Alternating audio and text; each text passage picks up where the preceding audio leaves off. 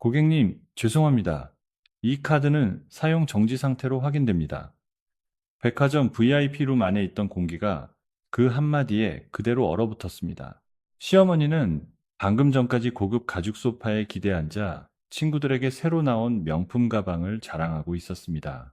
테이블 위에는 브랜드 로고가 박힌 쇼핑백들이 줄지어 놓여 있었고, 직원은 흰 장갑을 낀 손으로 새 코트를 조심스럽게 접고 있었습니다. 시어머니의 친구들은 차를 마시며 감탄했습니다. 역시 VIP는 다르네. 이런 건 일반 매장에서는 구경도 못 한다니까. 시어머니는 그 말에 만족스러운 듯 웃었습니다. 우리 며느리가 얼마나 살림을 잘하는지 몰라요. 카드 한도도 넉넉하고 어른한테 쓰는 돈 아까워하지도 않아요. 저는 그 말을 문 밖에서 들었습니다. 손에는 지난 3달치 카드 명세서가 들려 있었습니다. 종이 끝이 제 손바닥에 파고들 정도로 꽉 쥐고 있었습니다. 조금 전 은행 상담원에게 전화를 걸어 카드 사용 정지를 요청한 사람은 바로 저였습니다. 그리고 지금 그 결과가 시어머니의 얼굴 위에 그대로 드러나고 있었습니다. 시어머니는 처음엔 직원의 말을 믿지 않았습니다. 무슨 소리예요? 다시 해보세요. 그 카드가 왜 정지예요? 직원은 난처한 표정으로 단말기를 다시 확인했습니다. 고객님, 다시 시도해도 동일하게 사용 정지로 나옵니다. 시어머니의 얼굴에서 여유가 사라졌습니다. 그녀는 옆에 앉은 친구들의 시선을 의식하며 억지로 웃었습니다. 아마 카드사 오류인가 봐요. 이런 일 가끔 있잖아요. 우리 며느리 카드인데 한도가 작을 리가 없어요. 친구 중 한 사람이 조심스럽게 물었습니다. 며느리 카드였어? 시어머니는 순간 멈칫했지만 곧 당당하게 말했습니다. 그럼요. 며느리가 쓰라고 준 거예요. 요즘 며느리들은 시어머니한테 이 정도는 해요. 그 말이 끝나기도 전에 저는 VIP룸 문을 열고 들어갔습니다. 직원과 친구들, 그리고 시어머니의 시선이 동시에 제게 꽂혔습니다. 저는 최대한 차분하게 걸어 들어갔습니다. 심장은 빠르게 뛰고 있었지만 목소리는 흔들리지 않게 하려고 이를 악물었습니다. 다시 해도 안 됩니다. 제가 방금 정지시켰거든요. 그 한마디에 시어머니의 얼굴이 순식간에 하얗게 변했습니다. 지원아, 너 지금 뭐 하는 거니? 시어머니는 자리에서 벌떡 일어났습니다. 그녀가 들고 있던 명품 지갑이 테이블 위로 툭 떨어졌습니다. 친구들은 서로 눈치를 보며 입을 다물었습니다. VIP룸 직원도 당황한 듯 뒤로 한 걸음 물러섰습니다. 저는 가방에서 명세서 묶음을 꺼내 테이블 위에 올려놓았습니다. 제가 뭘 하는 건지 여쭤보시기 전에 어머니가 제 명의 카드로 뭘 하셨는지 먼저 보셔야 할 것 같아요. 시어머니는 제 손에 들린 종이들을 보자마자 눈빛이 흔들렸습니다. 하지만 그녀는 곧 목소리를 높였습니다. 너 지금 어른 망신 주려고 일부러 이러는 거니? 여기 내 친구들도 있는데. 저는 그녀를 똑바로 바라봤습니다. 망신은 제가 준 게 아니에요. 제 이름으로 된 카드로 어머니가 산 물건들이 만든 겁니다. 그 말에 친구들 중 한 명이 숨을 삼켰습니다. 시어머니는 얼굴을 붉히며 말했습니다.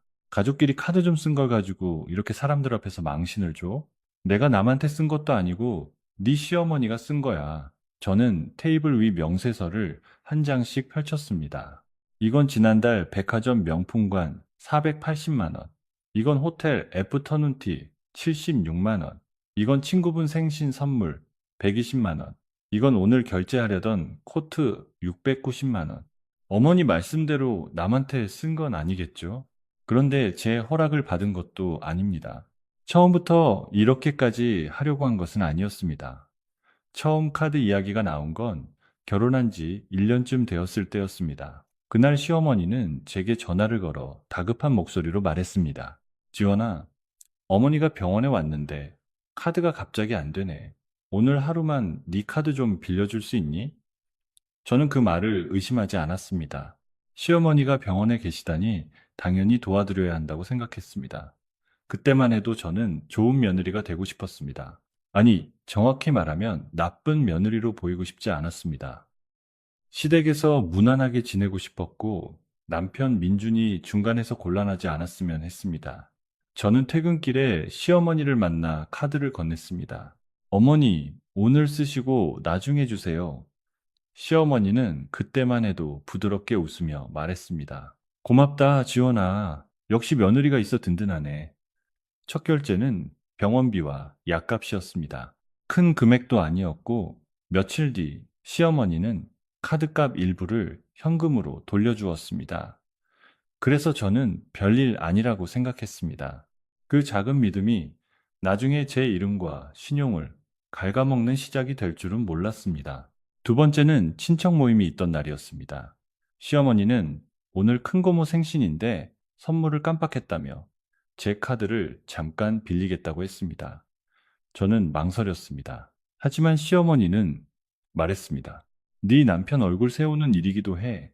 내가 빈손으로 가면 사람들이 뭐라고 하겠니? 나중에 바로 줄게. 그 말에 저는 또 카드를 건넸습니다. 그날 결제된 금액은 예상보다 컸습니다. 백화점 화장품 세트와 스카프, 고급 레스토랑, 식사비까지 합쳐 130만 원이 넘었습니다. 제가 조심스럽게 말하자 시어머니는 웃으며 대답했습니다. 어른들 모임은 원래 돈이 좀 들어. 네가 아직 몰라서 그래. 그리고 내가 어디 허튼 데 썼니? 다 집안 체면 세우는 데 쓴 거지. 저는 기분이 이상했지만 크게 따지지 못했습니다. 민준에게 말하자 그는 별일 아니라는 듯 했습니다. 엄마가 나쁜 데 쓰신 것도 아니잖아. 친척들 앞에서 체면도 있고 이번만 넘어가자. 이번만. 그 말은 이후에도 계속 반복되었습니다. 이번만 넘어가자. 다음부터는 조심하자. 엄마가 원래 체면을 중요하게 생각하시잖아. 그런데 그 이번은 끝나지 않았고 제 카드 명세서에는 점점 낯선 브랜드와 낯선 금액이 쌓이기 시작했습니다. 처음에는 시어머니가 저에게 직접 말하고 카드를 빌렸습니다. 그런데 어느 순간부터 그녀는 제가 모르는 사이에 결제를 하고 있었습니다. 이유를 물어보니 예전에 백화점 VIP룸에서 제 카드 정보를 등록해 두었다고 했습니다. 네가 매번 카드를 들고 오기 번거로우니까 내가 편하게 해둔 거야. 저는 그 말을 듣고 너무 놀랐습니다. 어머니, 제 허락 없이 카드 정보를 저장하셨어요? 시어머니는 오히려 제가 예민하다는 듯 말했습니다. 가족끼리 허락이 뭐 그렇게 중요하니? 네 카드나 내 카드나 결국 한 집안 돈이지. 한 집안 돈. 그 말은 정말 편리했습니다. 쓸 때는 한 집안 돈이고 갚을 때는 제 월급이었습니다. 결제 알림이 올 때마다 제 심장이 철렁했습니다. 39만 원, 82만 원, 240만 원. 어떤 날은 하루에 3번씩 알림이 울렸습니다. 향수, 수입 화장품, 고급 찻집, 디자이너 브랜드 의류. 제 이름으로 된 카드였지만 그 카드가 어디서 어떻게 쓰이는지 저는 모르는 경우가 많았습니다. 신용카드 앱을 열 때마다 손이 떨렸습니다. 월급날이 되어도 기쁘지 않았습니다. 카드값이 빠져나가고 나면 제 통장에는 생활비만 겨우 남았습니다. 저는 제 이름으로 돈을 벌고 있었지만 제 이름으로 된 카드가 시어머니의 체면을 위해 쓰이고 있었습니다. 그러던 어느 날 저는 정말로 한계에 다다랐습니다. 아침에 출근 준비를 하던 중 카드사 알림이 왔습니다. 백화점 명품관 3,200 영원.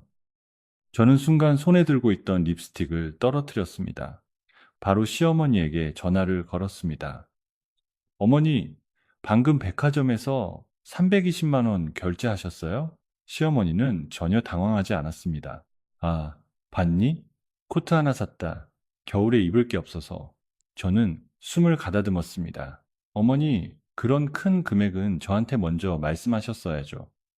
그러자 시어머니의 목소리가 차가워졌습니다. 내가 며느리 카드로 코트 하나 산 게 그렇게 큰일이니? 너희 집 어른인 내가 초라하게 다니면 민준이 얼굴도 깎이는 거야. 결국 너희 부부 체면 세우는 일인데 뭘 그렇게 따지니? 저는 대답했습니다. 제 카드예요. 제 명의고 제 신용에 남아요. 시어머니는 짧게 웃었습니다. 네가 며느리면 그 정도는 감당해야지. 요즘 애들은 너무 계산적이야. 그 말에 저는 더 이상 말을 잇지 못했습니다. 계산적이라는 말. 남의 돈을 쓰는 사람이 아니라 자기 돈을 지키려는 제가 계산적인 사람이 되었습니다. 저는 그날 출근길 지하철 안에서 카드 명세서를 처음부터 끝까지 열어보았습니다. 그리고 깨달았습니다. 이것은 단순한 몇 번의 카드 사용이 아니었습니다. 제 이름이 시어머니의 사치와 체면을 떠받치는 도구가 되어 있었습니다. 저는 그날 밤 민준에게 명세서를 보여주었습니다. 식탁 위에 휴대폰을 올려놓고 지난 3달의 결제 내역을 하나씩 보여주었습니다. 이게 정상이라고 생각해? 민준은 화면을 보며 얼굴이 굳었습니다. 처음에는 놀란 듯 했습니다. 하지만 곧 익숙한 표정이 돌아왔습니다. 피하고 싶은 이야기를 앞에 둔 사람의 표정. 생각보다 많이 쓰시긴 했네. 저는 그 말에 화가 났습니다. 생각보다? 이게 생각보다 많이 쓴 정도야? 내 월급 절반이 넘게 카드값으로 나가고 있어. 이건 내 돈이고 내 신용이야. 민주는 한숨을 쉬었습니다. 알아. 내가 엄마한테 말해볼게. 언제? 조만간. 조만간이 언제야? 지난번에도 말해본다고 했고, 그전에도 말해본다고 했어. 그런데 달라진 게 없잖아. 민주는 피곤하다는 듯 이 말을 문질렀습니다. 지원아, 갑자기 카드 끊으면 엄마 체면이 너무 상하잖아. 특히 백화점 쪽에 VIP 등록도 되어 있는데. 저는 그 말을 듣고 천천히 물었습니다. 내 신용보다 어머니 체면이 더 중요해? 민주는 바로 대답하지 못했습니다. 그 침묵이 모든 대답이었습니다. 저는 그 순간 마음속에서 무언가가 끊어지는 소리를 들었습니다. 남편은 제 편이 아니었습니다. 적어도 제 이름과 제 돈을 지키는 문제에서는 그는 또다시 어머니의 체면을 먼저 생각하고 있었습니다. 그날 이후 저는 더 이상 부탁하지 않기로 했습니다. 대신 증거를 모으기 시작했습니다. 카드사 앱에서 명세서를 모두 내려받고 문자 알림을 캡처하고 시어머니가 카드를 빌리며 보냈던 메시지들을 저장했습니다. 오늘 하루만 빌릴게. 다음 달에 줄게. 친척 선물이라 어쩔 수 없었어. 가족끼리 너무 따지지 마. 처음엔 작은 부탁처럼 보였던 문장들이 모여 하나의 패턴이 되었습니다. 빌림은 반복되었고 약속은 지켜지지 않았고 제 거절은 불효로 몰렸습니다. 저는 은행과 카드사에 전화해 물었습니다. 제가 명의자인데 가족이 제 카드 정보를 저장해서 쓰고 있습니다. 정지할 수 있나요? 상담원은 단호하게 말했습니다. 명의자 본인이면 즉시 정지 가능합니다. 필요하면 재발급도 도와드릴 수 있습니다. 그 말을 듣는 순간 이상하게 손이 떨렸습니다. 너무 쉬운 일이었습니다. 카드 정지는 전화 한 통이면 되는 일이었습니다. 그런데 저는 그동안 왜 이렇게 오래 망설였을까요? 시어머니가 화낼까봐, 남편이 곤란해할까봐, 내가 못된 며느리가 될까봐, 저는 제 신용보다 그들의 반응을 먼저 걱정해왔습니다. 그날 저는 처음으로 생각했습니다. 이제는 그 걱정을 멈춰야 한다고요. 결정적인 전화는 그 주 금요일 오후에 왔습니다. 낯선 번호였지만 저는 받았습니다. 고객님, 백화점 VIP 컨시어지입니다. 현재 고객님 명의 카드로 고액 결제가 예정되어 있어 확인차 연락드렸습니다. 저는 순간 숨이 만졌습니다. 얼마인가요? 직원은 조심스럽게 말했습니다. 코트와 가방, 기타 상품 포함해서 총 480만 원입니다. 고객님께서 직접 결제 승인하신 내용이 맞으실까요? 저는 잠시 눈을 감았습니다. 480만 원. 더 이상 이번만이라는 말로 넘길 수 없는 금액이었습니다. 직원은 다시 물었습니다. 고객님? 저는 천천히 말했습니다. 아니요. 제가 승인한 결제가 아닙니다. 그 카드 지금 바로 정지해 주세요. 상담원은 절차를 안내했고 저는 본인 확인을 마친 뒤 카드 사용 정지를 완료했습니다. 통화가 끝난 뒤 저는 자리에서 일어났습니다.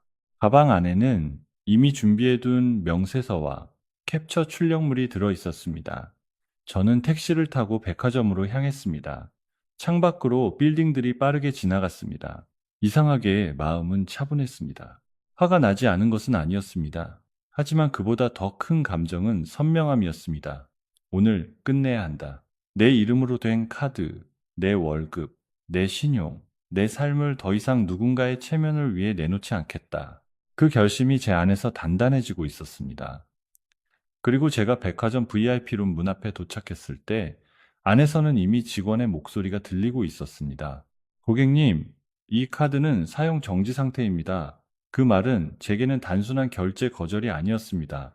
오랫동안 빌려주고 빼앗기고 침묵했던 제 이름을 되찾는 첫 문장이었습니다. 처음 시어머니가 제 카드를 빌려달라고 했을 때 저는 그것이 이렇게까지 커질 줄 몰랐습니다. 결혼 초에 저는 아직 시댁에서 좋은 며느리로 인정받고 싶어 했습니다. 시어머니가 무슨 말을 해도 되도록 웃으려고 했고, 민준이 중간에서 곤란해질까봐 제 불편함을 쉽게 말하지 못했습니다. 저는 맞벌이를 하고 있었고, 제 월급은 제 생활비와 적금, 대출, 상환, 그리고 미래를 위한 작은 저축에 쓰고 있었습니다. 결혼 전부터 저는 돈 관리를 꽤 철저하게 해왔습니다. 신용 점수도 잘 유지했고, 카드값을 연체한 적도 없었습니다. 제 이름으로 된 금융기록은 제게 단순한 숫자가 아니었습니다. 제가 혼자 일해서 쌓아온 신뢰였고, 제 삶을 스스로 책임져온 증거였습니다. 그런데 시어머니는 그 이름의 무게를 전혀 이해하지 못했습니다. 그녀에게 제 카드는 며느리가 시어머니에게 내주는 당연한 성의였고, 제 한도는 집안 체면을 위해 쓸 수 있는 여유였으며, 제 월급은 가족끼리 계산하지 않아도 되는 돈이었습니다. 처음에는 작은 부탁처럼 시작했지만, 그 부탁은 점점 권리가 되었고, 권리는 어느 순간 명령처럼 바뀌었습니다. 첫 번째 카드 대여는 병원비였습니다. 시어머니가 갑자기 전화를 걸어, 지원아, 병원 접수했는데 내 카드가 안 된다. 오늘 하루만 네 카드 좀 빌려줄 수 있니? 라고 했을 때 저는 고민할 틈도 없이 카드를 들고 병원으로 갔습니다. 시어머니는 병원 로비에서 저를 보자마자 안도한 얼굴로 말했습니다. 역시 며느리가 있으니까 이럴 때 편하네. 그 말이 그때는 기분 나쁘지 않았습니다. 오히려 제가 도움이 된 것 같아 마음이 놓였습니다. 결제 금액도 크지 않았고 며칠 뒤 시어머니는 현금으로 일부를 돌려주었습니다. 나머지는 다음에 줄게 라고 했지만 저는 굳이 따지지 않았습니다. 가족끼리 너무 계산적으로 보이고 싶지 않았기 때문입니다. 그때부터 이미 저는 잘못된 선을 넘고 있었는지도 모릅니다. 돈 문제에서 선을 분명히 해야 했는데 저는 좋은 며느리라는 이름으로 제 불편함을 삼켰습니다. 시어머니는 그런 제 태도를 기억했습니다. 제가 거절하지 않는 사람이라는 것을요. 두 번째는 친척 모임 선물이었습니다. 시어머니는 큰 고모 생신에 가져갈 선물을 사야 한다며 제 카드를 빌려달라고 했습니다. 내 카드 한도가 오늘 이상하게 안 되네. 내 카드로 먼저 계산하고 내가 바로 보내줄게. 저는 그 말을 믿었습니다. 그런데 그날 결제 내역을 보고 깜짝 놀랐습니다. 백화점 화장품 세트, 수입 스카프, 고급 레스토랑 식사비까지 합쳐 130만 원이 넘었습니다. 제가 조심스럽게 어머니, 금액이 생각보다 커서요 라고 하자 시어머니는 대수롭지 않게 웃었습니다. 어른들 선물은 원래 그 정도 해. 네가 아직 잘 몰라서 그래. 그리고 내가 쓰는 게 결국 너희 부부 체면 세우는 일이야. 저는 그 말에 제대로 반박하지 못했습니다. 체면이라는 단어는 시어머니가 가장 자주 쓰는 방패였습니다. 친척 앞에서 초라해 보이면 민준 얼굴이 깎인다. 시어머니가 없어 보이면 며느리도 욕먹는다. 집안 어른이 품위 있게 보여야 너희 부부도 대접받는다. 그런 말들이 이어지면 제 돈을 지키려는 제 마음은 순식간에 이기적이고 계산적인 태도가 되어버렸습니다. 저는 결국 또 넘겼습니다. 이번만, 정말 이번만이라고 생각했습니다. 하지만 시어머니에게 이번만은 없었습니다. 그 뒤로 그녀는 점점 자연스럽게 제 카드를 요구했습니다. 처음에는 지원아, 오늘만이라고 했지만 어느 순간부터는 내 카드 좀 가져와라가 되었고 나중에는 지난번 그 카드 아직 되지? 가 되었습니다. 결제 내역도 점점 바뀌었습니다. 병원비나 친척 선물이 아니라 시어머니 개인 물건들이 늘어났습니다. 수입 화장품, 고급 향수, 디자이너 브랜드 블라우스, 호텔 라운지 식사, 피부 관리권, 골프 모임 선물. 어느 날은 제가 회의 중인데 카드 결제 알림이 연달아 3번 울렸습니다. 48만 원, 72만 원, 118만 원. 저는 회의 자료를 보면서도 손이 떨렸습니다. 도대체 어디서 무엇을 사고 있는지 알 수 없었습니다. 퇴근 후 전화를 걸자 시어머니는 태연하게 말했습니다. 친구들이랑 백화점 갔다가 필요한 게 있어서 좀 샀어. 내가 나중에 줄게. 나중에 그 나중도 오지 않았습니다. 제가 다시 묻기 전까지 시어머니는 절대 먼저 돈을 보내지 않았고, 제가 묻기라도 하면 가족끼리 그렇게 돈돈거리면 정 떨어진다고 했습니다. 저는 점점 돈을 돌려받기 위해 말하는 사람이 아니라 돈에 집착하는 며느리처럼 몰리고 있었습니다. 민준에게 처음 진지하게 이야기한 것은 결제 금액이 한 달에 300만 원을 넘겼을 때였습니다. 저는 식탁 위에 카드 앱을 켜놓고 말했습니다. 당신 어머니가 내 카드로 너무 많이 쓰셔. 이건 그냥 넘어갈 문제가 아니야. 민주는 처음엔 놀란 얼굴이었습니다. 하지만 곧 어색하게 웃으며 말했습니다. 엄마가 요즘 모임이 많아서 그런가 봐. 내가 말해볼게. 저는 바로 물었습니다. 언제? 그는 대답을 피했습니다. 이번 주말에. 하지만 주말이 지나도 아무것도 바뀌지 않았습니다. 다음 주에도 결제 알림은 계속 왔고, 민주는 말하려고 했는데 엄마 기분이 안 좋아 보여서 못했다고 했습니다. 그 말에 저는 화가 났습니다. 그럼 내 기분은? 내 카드값은? 내 신용은? 민주는 난처한 얼굴로 말했습니다. 지원아, 너무 몰아붙이지 마. 엄마도 나쁜 의도로 그러시는 건 아니잖아. 저는 그 말이 참 싫었습니다. 나쁜 의도. 세상에는 나쁜 의도 없이도 사람을 망가뜨리는 일이 많습니다. 그리고 그때 필요한 것은 의도를 해석하는 것이 아니라 피해를 멈추는 것입니다. 하지만 민주는 늘 의도를 보려 했고 저는 늘 결과를 감당해야 했습니다. 시어머니의 씀씀이는 점점 더 대담해졌습니다. 어느 날 저는 백화점 VIP 라운지에서 온 문자를 받았습니다. 고객님, 예약하신 프라이빗 쇼핑 시간이 확정되었습니다. 저는 처음엔 무슨 말인지 몰랐습니다. 제가 그런 예약을 한 적이 없었기 때문입니다. 백화점에 전화해 확인하니 제 카드 정보가 등록되어 있었고 시어머니가 제 이름으로 된 카드로 여러 차례 결제하면서 VIP 고객 관리 명단에 올라가 있었다고 했습니다. 저는 충격을 받았습니다.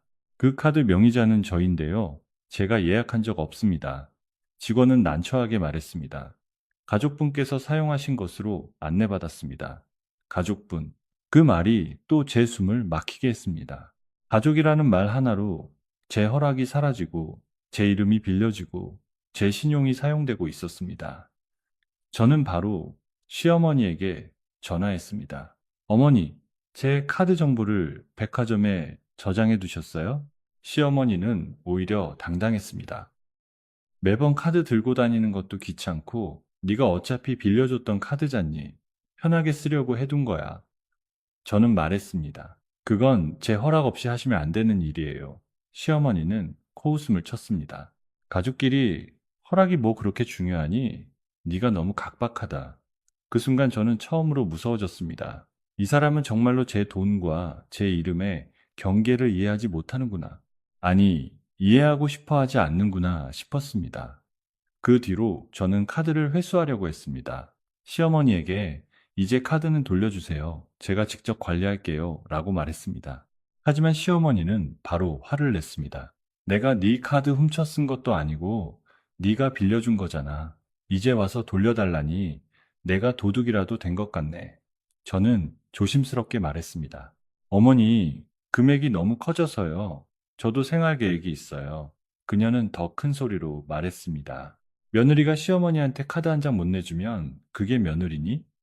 내가 너한테 집 사달라는 것도 아니고 옷 몇 벌 산 걸 가지고 옷 몇 벌. 그 옷 몇 벌이 제 월급의 절반을 넘겼고 제 적금을 깨게 만들고 카드값 결제일마다 제 밤잠을 빼앗았습니다. 그런데 시어머니에게는 그저 옷 몇 벌이었습니다. 제가 더 말하려 하자 그녀는 민준에게 전화를 걸었습니다. 네 마누라가 나를 도둑 취급한다. 그날 밤 민주는 제게 화를 냈습니다. 왜 엄마한테 그런 식으로 말해? 카드 문제는 나랑 먼저 상의하자고 했잖아. 저는 어이가 없었습니다. 내 카드인데 왜 당신과 먼저 상의해야 해? 당신 어머니가 내 카드로 쓰는 돈인데 왜 내가 말하면 안 돼? 민주는 말문이 막혔지만 끝내 제 편에 서지 않았습니다. 그래도 엄마 체면이 있잖아. 갑자기 그렇게 말하면 엄마가 얼마나 상처받겠어. 저는 그날 깨달았습니다. 이 집에서 상처받을 자격은 늘 시어머니에게만 있었습니다. 저는 돈을 잃고도 신용이 흔들려도 무례함을 당해도 상처받은 사람으로 인정받지 못했습니다. 제 생활은 점점 줄어들었습니다. 원래 저는 월급의 일부를 꾸준히 저축하고 있었습니다. 언젠가 작은 집을 마련하고 싶었고, 제 부모님께도 조금씩 용돈을 드리고 싶었습니다. 하지만 시어머니 카드값이 커지면서 제 계획은 하나씩 미뤄졌습니다. 적금 납입액을 줄였고, 친구들과의 약속도 줄였고, 사고 싶던 노트북도 포기했습니다. 점심값을 아끼려고 도시락을 싸기 시작했고, 옷도 거의 사지 않았습니다.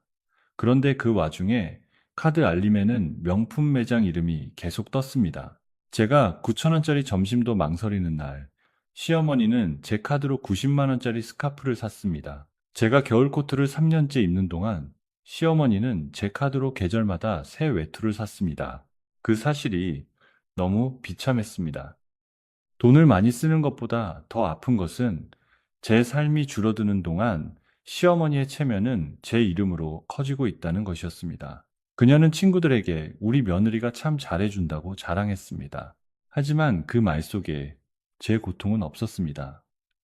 제 월급이 어떻게 사라지는지, 제가 카드값 때문에 얼마나 불안한지, 그런 것은 아무도 묻지 않았습니다. 한 번은 시어머니 친구 중 한 분을 우연히 만난 적이 있습니다. 백화점 근처 카페였습니다.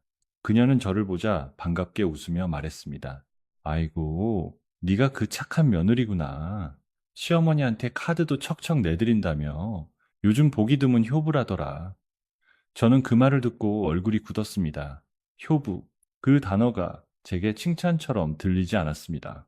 마치 제가 착해서가 아니라 제 돈을 내놓기 때문에 인정받는 사람처럼 느껴졌습니다. 저는 어색하게 웃고 지나쳤지만 속으로는 울고 싶었습니다. 시어머니는 제 카드를 자기 체면을 세우는 도구로 쓰고 있었고, 동시에 제 침묵을 자기 자랑으로 바꾸고 있었습니다. 집에 돌아와 민준에게 말했습니다. 당신 어머니가 친구들한테 내가 카드를 내드린다고 자랑하고 다니시나 봐. 민준은 대수롭지 않게 말했습니다. 좋게 말씀하신 거잖아. 너 칭찬하신 건데 왜 그렇게 받아들여? 저는 그를 바라봤습니다. 내 동의 없이 내 돈을 쓰고 그걸 칭찬처럼 포장하는 게 좋게 말한 거야? 민주는 한숨을 쉬었습니다. 지원아, 너 요즘 너무 예민해. 그 말이 결정타였습니다. 저는 예민한 것이 아니었습니다. 너무 오래 참은 것이었습니다. 그 후로 저는 아무에게도 말하지 않고 증거를 모으기 시작했습니다. 카드사 앱에서 결제 내역을 월별로 다운로드했고 사용처를 하나씩 정리했습니다. 백화점 명품관, 호텔 라운지, 수입 화장품 매장, 고급 레스토랑, 주얼리 매장. 처음에는 손이 떨려서 제대로 정리하기 힘들었습니다. 숫자를 엑셀에 입력할 때마다 숨이 막혔습니다. 한 달, 두 달, 세 달. 총액은 제가 생각한 것보다 훨씬 컸습니다. 단순히 좀 많이 썼다라고 표현할 수 있는 수준이 아니었습니다. 저는 시어머니와 나눈 문자도 모두 캡처했습니다. 처음에는 하루만 빌릴게라고 했고, 그 다음에는 이번 달에 줄게라고 했고, 나중에는 가족끼리 너무 따지지 마라고 했습니다. 문장들이 바뀌는 과정이 그대로 보였습니다. 부탁이 당연함으로, 당연함이 압박으로, 압박이 죄책감으로 변하는 과정. 저는 그것을 보며 깨달았습니다. 내 잘못이 아니구나. 내가 계산적인 사람이 아니라 누군가 내 선을 계속 넘은 것이구나. 그 사실을 확인하자 이상하게 조금 차분해졌습니다. 억울함이 분노로 바뀌고 분노가 계획으로 바뀌었습니다. 카드사에 전화를 건 날 상담원은 제 이야기를 듣고 차분히 절차를 안내했습니다. 명의자 본인이시면 즉시 사용 정지 가능합니다. 가족이 사용 중이더라도 명의자의 동의 없이 계속 사용하는 것은 문제가 될 수 있습니다. 저는 그 말을 듣고도 한동안 대답하지 못했습니다. 상담원이 다시 물었습니다. 지금 정지 도와드릴까요? 저는 망설였습니다. 지금 정지하면 시어머니가 난리를 칠 것입니다. 민준도 당황할 것입니다. 시댁에서는 제가 너무했다. 며느리가 어른망신을 줬다. 가족끼리 돈 문제를 크게 만들었다고 말할 것입니다. 그런 생각들이 머릿속을 스쳤습니다. 그런데 바로 그 순간 또 결제 알림이 떴습니다. 백화점 수입, 의류 매장, 850, 영원. 저는 눈을 감았습니다. 아직도 망설이는 동안에도 돈은 빠져나가고 있었습니다. 제 이름으로, 제 신용으로, 제 허락 없이 저는 상담원에게 말했습니다. 아직은 정지하지 말고 방법만 알려주세요. 제가 곧 다시 연락드릴게요. 전화를 끊고 나서 저는 결심했습니다. 다음번에는 망설이지 않겠다고요. 그리고 그 다음번은 생각보다 빨리 왔습니다. 며칠 뒤 백화점 VIP 컨시어지에서 전화가 왔습니다. 고객님, 오늘 고객님 명의 카드로 고액 결제가 예정되어 있어 확인차 연락드렸습니다. 저는 그 순간 이미 직감했습니다. 시어머니였습니다. 직원은 정중하게 말했습니다. 코트와 가방, 액세서리 포함 총 480만 원 결제 예정입니다. 고객님 본인이 승인하신 내용이 맞으실까요? 저는 책상 위에 정리해둔 명세서를 바라봤습니다. 그동안의 결제 내역, 시어머니의 문자, 민준의 회피, 제 줄어든 생활, 제 불안한 밤들, 모든 것이 한꺼번에 떠올랐습니다. 저는 아주 천천히 대답했습니다. 아니요, 승인하지 않았습니다. 직원은 잠시 침묵하더니 말했습니다. 그러면 결제를 보류할까요? 저는 더 이상 망설이지 않았습니다. 그 카드, 지금 바로 정지해 주세요. 상담원이 카드사 연결 절차를 안내했고, 본인 확인이 끝난 뒤 사용 정지가 완료되었습니다. 휴대폰 화면에는 카드 사용 정지 완료라는 문자가 떴습니다. 저는 그 문자를 한참 바라봤습니다. 이상하게 손끝이 차가웠지만 마음은 뜨겁게 가라앉았습니다. 이제 돌아갈 수 없었습니다. 아니, 돌아가지 않을 것입니다. 저는 준비해둔 서류 봉투를 들고 회사에서 바로 나왔습니다. 택시 안에서 민준에게 전화가 왔습니다. 아마 시어머니가 이미 연락한 모양이었습니다. 저는 받지 않았습니다. 곧 문자가 왔습니다. 지원아, 엄마가 백화점에서 곤란한 상황이라는데 무슨 일이야? 저는 답하지 않았습니다. 다시 전화가 왔고 또 받지 않았습니다. 지금까지 저는 집에서 이야기하자, 나중에 이야기하자, 분위기 봐서 이야기하자는 말에 너무 많이 밀렸습니다. 이제는 그들의 방식으로 끌려가지 않기로 했습니다. 저는 백화점에 도착해 엘리베이터를 탔습니다. VIP룸이 있는 층은 조용하고 화려했습니다. 대리석 바닥은 반짝였고 직원들은 낮은 목소리로 인사했습니다. 그곳은 시어머니가 가장 좋아하는 공간이었습니다. 자신이 특별한 사람처럼 대우받는 곳, 친구들에게 자랑할 수 있는 곳, 제 카드로 쌓은 체면이 가장 빛나 보이는 곳. 저는 복도를 걸으며 생각했습니다. 그래서 여기서 끝내야 한다고요. 시어머니가 가장 큰 체면을 얻으려던 바로 그 자리에서 저는 제 이름을 되찾아야 했습니다. VIP룸 문 앞에 도착했을 때 안에서는 시어머니의 날카로운 목소리가 들렸습니다. 다시 해보라니까요. 그 카드가 안 될 리가 없어요. 저는 문손잡이를 잡고 깊게 숨을 들이마셨습니다. 그리고 문을 열었습니다. 다시 해도 안 됩니다. 제가 방금 정지시켰거든요. 그 한마디를 하는 순간 몇 년 동안 남의 체면을 위해 빌려주었던 제 이름이 드디어 제게 돌아오는 것 같았습니다. 제가 VIP룸 문을 열고 들어섰을 때 시어머니는 직원에게 카드를 다시 내밀고 있었습니다. 손끝이 살짝 떨리고 있었지만 얼굴만큼은 끝까지 당당한 척하려 애쓰고 있었습니다. 그녀의 옆에는 평소 함께 다니던 친구 3명이 앉아 있었습니다. 한 사람은 진주 목걸이를 만지작거리고 있었고 다른 한 사람은 테이블 위에 놓인 쇼핑백을 흘끈거리며 눈치를 보고 있었습니다. 조금 전까지 화려하게 웃고 떠들던 공간은 제가 들어서는 순간 조용해졌습니다. 직원은 저를 알아본 듯 조심스럽게 고개를 숙였습니다. 고객님, 본인 확인 전화 드렸던 카드 명의자분 맞으시죠? 저는 고개를 끄덕였습니다. 시어머니의 얼굴이 더 하얘졌습니다. 그녀는 제 쪽으로 다가오며 낮게 이를 악물었습니다. 지원아, 지금 여기서 이럴 일이야. 집에 가서 얘기하면 되잖아. 저는 차분히 대답했습니다.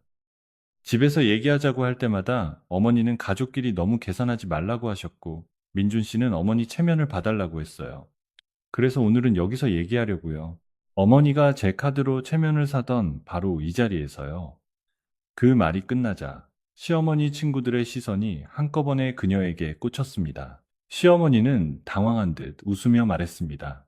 얘가 요즘 스트레스가 많아서 말을 좀 이상하게 하네요. 며느리 카드로 시어머니가 물건 좀 산 걸 가지고 이렇게까지. 저는 그녀의 말을 끊었습니다. 물건 좀이 아니에요, 어머니. 그리고 서류 봉투에서 첫 번째 명세서를 꺼냈습니다. 저는 테이블 위에 명세서를 펼쳤습니다. VIP룸 조명 아래 검은 숫자들이 너무 선명하게 보였습니다. 지난 3개월 동안 어머니가 제 카드로 쓰신 금액입니다.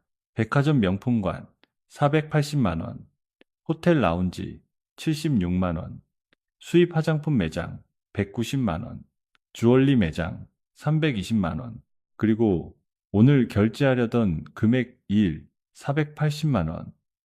시어머니 친구 중 한 사람이 작게 세상에 하고 중얼거렸습니다. 시어머니는 급히 종이를 집으려 했지만 저는 손으로 눌렀습니다. 아직 다 안 보셨어요. 저는 두 번째 종이를 꺼냈습니다. 이건 어머니가 처음 제 카드를 빌리겠다고 하신 문자입니다. 오늘 하루만 빌릴게. 이건 그 다음 달 문자입니다. 다음 달에 줄게. 그리고 이건 지난주 문자입니다. 가족끼리 너무 따지지 마. 저는 문장 하나하나를 천천히 읽었습니다. 방 안은 숨소리조차 들릴 만큼 조용했습니다. 시어머니는 얼굴을 붉히며 말했습니다. 가족끼리 주고받은 문자를 여기서 왜 읽어? 너 정말 못됐다. 저는 그녀를 바라봤습니다. 가족끼리 주고받은 거라면 약속도 가족끼리 지키셨어야죠. 하루만 빌린다고 하셨고, 다음 달에 주신다고 하셨고, 그런데 어머니는 제 허락 없이 계속 쓰셨어요. 이제는 제 카드 정보를 백화점에 저장해 두고 제가 모르는 결제까지 하셨고요. 직원의 얼굴이 굳었습니다. 백화점 측에서도 상황이 심각하다는 것을 느낀 듯 했습니다. 시어머니는 그제야 친구들을 의식하며 목소리를 낮췄습니다. 지원아, 내가 나중에 다 주려고 했어. 지금 이렇게까지 할 필요 없잖아. 어른 체면도 생각해야지. 저는 그 말에 피식 웃음이 나올 뻔했습니다. 또 체면이었습니다. 제 카드값보다, 제 신용보다, 제 불안보다 늘 먼저 나오는 단어였습니다. 저는 말했습니다. 어머니 체면은 왜 항상 제 돈으로 지켜야 해요? 시어머니의 눈이 커졌습니다. 뭐? 어머니가 친구분들 앞에서 VIP처럼 보이고 싶을 때, 친척들 앞에서 품위 있어 보이고 싶을 때, 백화점 직원들에게 대접받고 싶을 때, 왜 그 비용을 제 이름으로 결제해야 하냐고요? 시어머니는 입술을 떨었습니다. 내가 너희 집안 망신 안 당하게 하려고 그런 거야. 내가 초라하게 다니면 민준이도 우습게 보이고 너도 며느리로 욕먹어. 저는 고개를 저었습니다. 아니요. 어머니가 초라해지는 게 싫었던 거예요. 그런데 그걸 집안 체면이라고 포장하신 거고요. 친구 중 한 명이 조심스럽게 물었습니다. 그럼 이 카드가 정말 며느리 명의였어요? 우리는 사모님 카드인 줄 알았는데 시어머니는 대답하지 못했습니다. 저는 그 사람을 향해 조용히 말했습니다. 제 명의입니다. 결제 알림도 제게 오고 청구서도 제게 오고 연체가 생기면 제 신용에 남습니다. 그 말을 들은 친구들은 더 이상 시어머니를 편들지 못했습니다. 그때 직원이 조심스럽게 다가와 말했습니다. 고객님, 현재 해당 카드는 사용 정지 상태라 결제 진행은 어렵습니다. 오늘 구매 예정이신 상품은 다른 결제 수단을 이용하시거나 결제를 취소하셔야 합니다. 그 말이 시어머니에게 마지막으로 꽂힌 못처럼 느껴졌습니다. 그녀는 테이블 위에 놓인 코트와 가방을 바라봤습니다.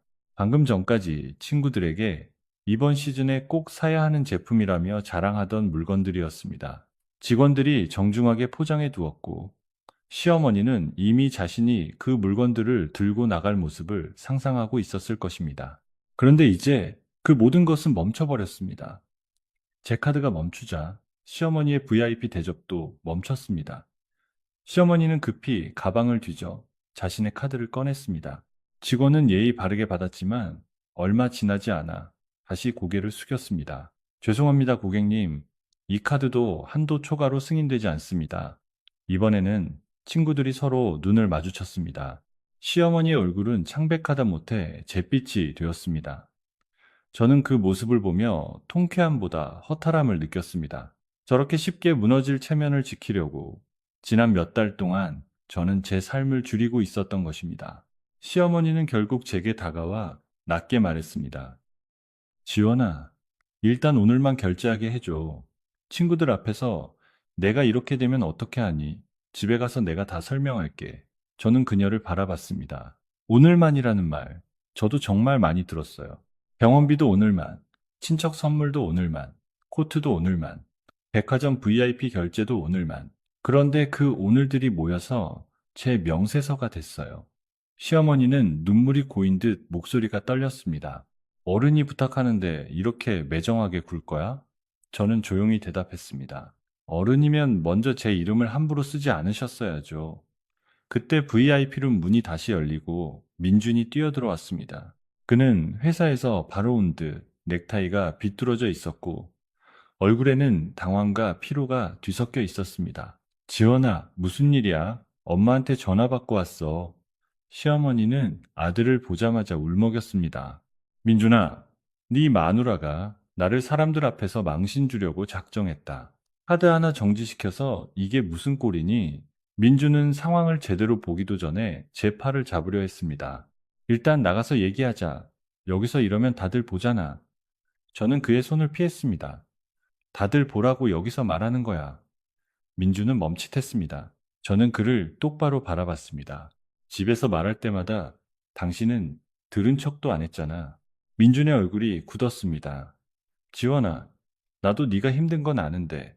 저는 바로 말했습니다. 알면 왜 막지 않았어? 그는 대답하지 못했습니다. 내가 카드값 때문에 적금 줄였다고 했을 때, 내 신용이 걸린 문제라고 했을 때, 어머니가 내 허락 없이 카드 정보를 저장했다고 했을 때, 당신은 뭐라고 했어? 엄마 체면이 있다.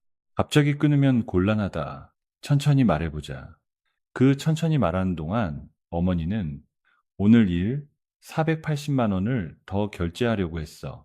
직원과 친구들 앞에서 숫자가 다시 언급되자 민준의 얼굴이 창백해졌습니다. 그는 그 금액을 정확히 몰랐던 듯 했습니다. 일 480만 원? 제가 명세서를 그의 앞에 밀었습니다. 이것도 봐. 지난 3달 합계, 당신이 생각한 것보다 훨씬 많아. 민주는 종이를 받아들고 손끝이 떨렸습니다. 그의 눈동자가 숫자를 따라 움직였습니다. 저는 그가 처음으로 현실을 보는 듯한 얼굴을 했다고 느꼈습니다. 하지만 그마저도 늦었습니다. 그는 제가 몇 번이고 보여주려 했을 때 외면했습니다. 오늘처럼 사람들 앞에서 숫자가 펼쳐지고 결제가 막히고 시어머니가 무너진 뒤에야 그는 제대로 보고 있었습니다. 시어머니는 여전히 자신이 피해자인 것처럼 굴었습니다. 내가 쓴 게 다 너희를 위한 거였어. 내가 친구들 사이에서 초라해 보이면 결국 며느리 욕도 먹는 거야. 내가 품위 있게 보여야 너희 집안도 대접받는 거라고. 저는 그녀를 바라보며 말했습니다. 어머니, 품위는 남의 카드로 사는 게 아니에요. 방안이 다시 조용해졌습니다. 친구 중 한 명이 눈을 내리깔았습니다. 다른 친구는 조용히 핸드백을 챙기기 시작했습니다. 시어머니가 급히 그 사람을 붙잡았습니다. 어딜 가? 오해가 있는 거야. 그 친구는 난처한 얼굴로 말했습니다. 미안해. 오늘은 먼저 가볼게. 한 사람이 일어나자 다른 사람들도 차례로 일어났습니다. 조금 전까지 시어머니의 VIP 쇼핑을 부러워하던 사람들은 이제 그 공간에 더 머물고 싶어 하지 않았습니다. 그들이 떠나는 모습은 시어머니에게 큰 충격이었을 것입니다. 그녀가 가장 자랑하고 싶어 했던 사람들이 가장 먼저 등을 돌렸으니까요. 문이 닫히고 나자 VIP 룸에는 저와 시어머니, 민준, 그리고 직원 2명만 남았습니다. 테이블 위에는 결제되지 못한 물건들과 명세서가 나란히 놓여 있었습니다. 그것은 마치 시어머니가 세운 가짜 체면과 제가 되찾으려는 진짜 이름이 한 공간에 마주 앉아 있는 것 같았습니다. 민주는 낮은 목소리로 말했습니다. 엄마, 이건 정말 심했어요. 시어머니는 믿을 수 없다는 듯 아들을 바라봤습니다. 너까지 지금 나를 탓하는 거니? 내가 너 키우느라 얼마나 고생했는데 며느리 카드 좀 쓴 걸 가지고. 민주는 이번에는 말을 끊었습니다. 카드 좀이 아니잖아요. 이건 지원이 명의예요. 지원이 신용이고 지원이 돈이에요. 저는 그 말을 듣고도 바로 안도하지 않았습니다. 너무 늦은 말이었습니다. 하지만 적어도 처음으로 민준이 제 카드가 제 이름이라는 아주 기본적인 사실을 입 밖으로 말하고 있었습니다. 시어머니는 눈물을 흘리기 시작했습니다. 나는 그냥 친구들 앞에서 무시당하기 싫었어. 나도 나이 들면서 초라해 보이는 게 싫었단 말이야. 그녀의 말에 순간 마음이 조금 흔들릴 뻔했습니다. 사람은 누구나 초라해지는 것을 두려워할 수 있습니다. 하지만 그 두려움이 다른 사람의 돈과 이름을 사용하는 이유가 될 수는 없습니다. 저는 천천히 말했습니다. 어머니가 초라해 보이는 게 싫어서 저는 제 생활을 줄였어요. 어머니가 친구들 앞에서 당당해 보이는 동안 저는 카드값 때문에 밤마다 잠을 못 잤어요. 그게 가족인가요? 시어머니는 대답하지 못했습니다. 직원은 조심스럽게 구매 취소 절차를 안내했습니다. 고객님, 오늘 상품은 결제 진행이 불가하므로 보류 또는 취소 처리하겠습니다. 시어머니는 아무 말도 하지 않았습니다. 그녀가 그렇게 갖고 싶어 하던 코트와 가방은 직원 손에 의해 다시 상자 안으로 들어갔습니다. 저는 그 장면을 조용히 지켜보았습니다. 그리고 명세서 묶음을 다시 정리했습니다. 시어머니가 작게 말했습니다. 그럼 이제 어떻게 하자는 거니? 저는 그녀를 바라봤습니다. 정리해야죠. 어머니가 제 카드로 쓰신 금액 전부요. 그녀의 눈이 흔들렸습니다. 전부? 네, 전부. 저는 가방에서 또 다른 종이를 꺼냈습니다. 총액 정리해뒀습니다. 이미 어머니가 직접 쓰신 내역과 문자로 인정하신 내역을 구분해 놨어요. 오늘부터 제 카드는 완전히 해지할 겁니다. 그리고 어머니가 쓴 금액은 변제 계획서를 쓰셔야 합니다. 시어머니는 기가 막힌 듯 웃었습니다. 며느리가 시어머니한테 변제 계획서? 너 정말 무섭다. 저는 담담하게 대답했습니다. 제 돈을 말없이 쓰신 게 더 무서운 일입니다. 민주는 옆에서 아무 말도 못했습니다.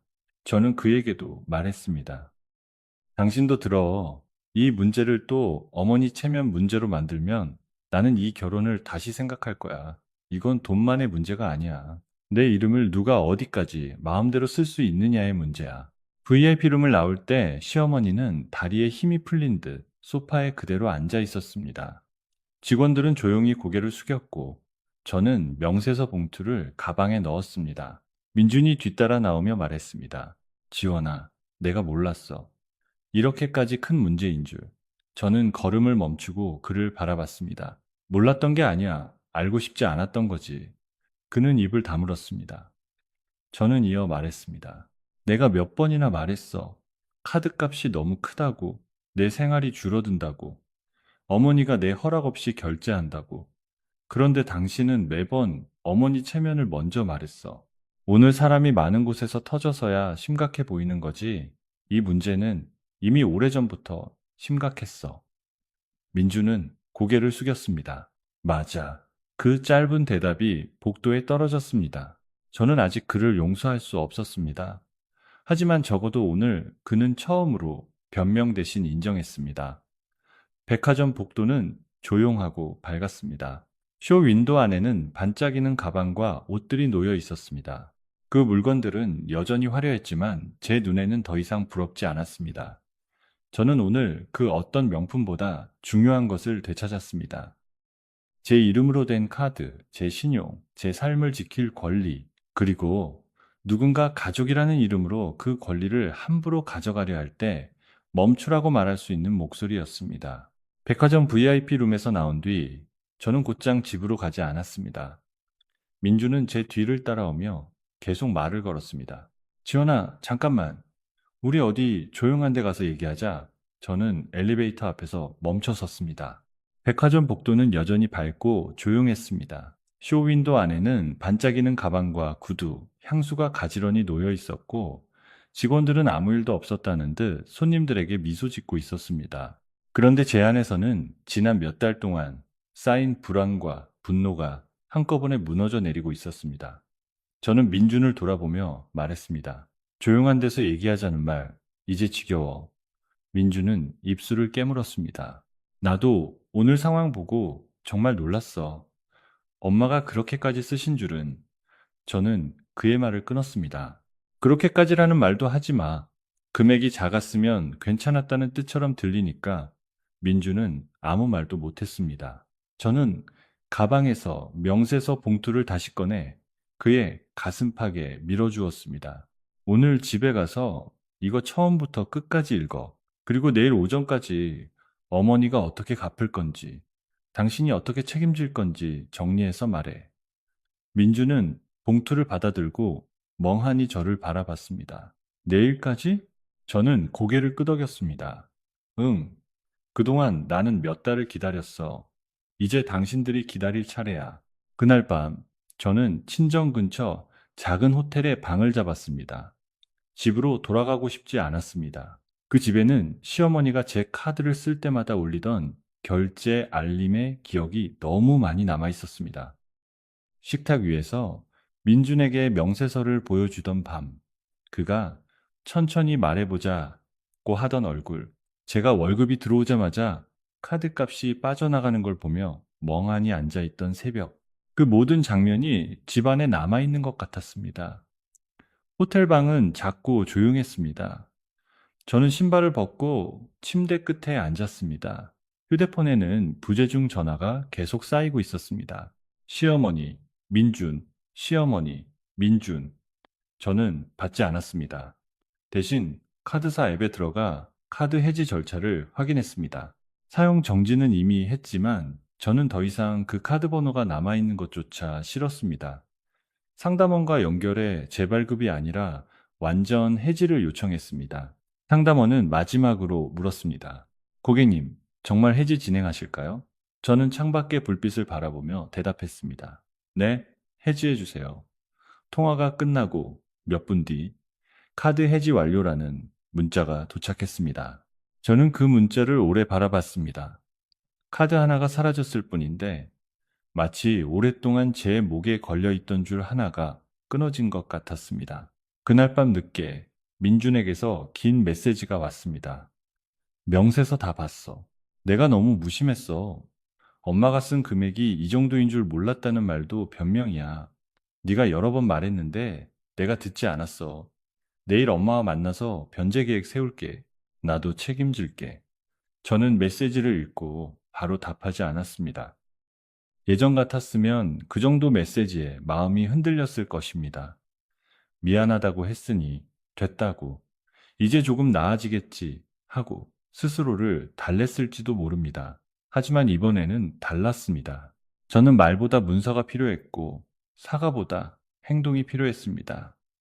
몇 분 뒤 시어머니에게서도 문자가 왔습니다. 지원아, 오늘은 네가 너무했다.